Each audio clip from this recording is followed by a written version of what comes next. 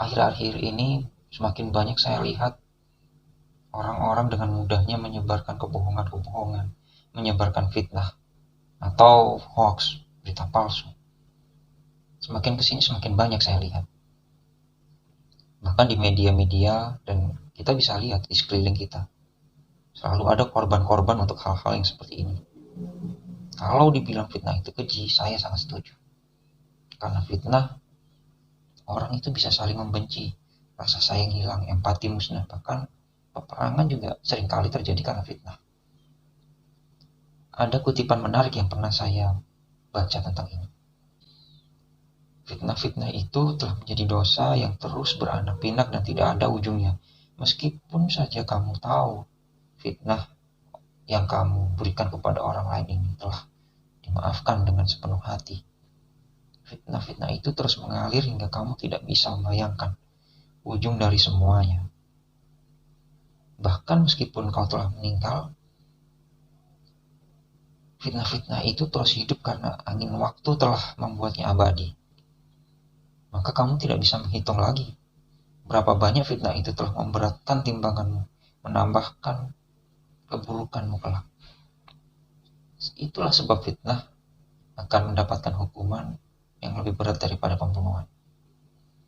Siapa yang menceritakan kepadamu bahwa ada orang lain yang mencaci maki kamu, maka sesungguhnya dia sendiri yang suka mencaci maki, bukan orang lain yang dimaksud itu yang mencaci maki kamu. Dunia ini sudah semakin tua, makin banyak orang yang suka memfitnah dengan berbagai alasan. Saya juga tidak mengerti kenapa mereka melakukan hal itu. Tapi yang pasti, mereka melakukan hal itu karena itu menguntungkan mereka. Orang-orang yang memfitnah itu, entah itu dari kekuasaan, harta, bahkan mungkin hanya sekedar kepuasan pribadi. Jadi jangan menelan mentah-mentah apa yang orang lain katakan. Analisa dulu, pikirkan dulu. Karena bisa jadi itu bukan hal yang sesungguhnya terjadi, dan itu hanyalah fitnah. Saya pribadi seringkali menggunakan pola pikir yang sering saya gunakan, yaitu untung, rugi, dan pahlawan. Karena hal ini seringkali terjadi. Ketika fitnah itu muncul, akan selalu ada orang yang diuntungkan. Akan selalu ada orang yang dirugikan. Dan secara tiba-tiba akan ada selalu pahlawan yang muncul. Yang seolah-olah dia menyelamatkan banyak orang. Padahal bisa jadi pahlawan ini adalah biang kerok atas semuanya. Coba pikirkan lagi apakah benar yang terjadi. Telaah lagi. Siapa yang diuntungkan? Siapa yang dirugikan? Dan siapa yang tiba-tiba jadi pahlawan? Secara mendadak ada orang muncul menolong, membantu, menyelesaikan masalahnya. Disinilah kita harus tetap jaga logika berpikir kita.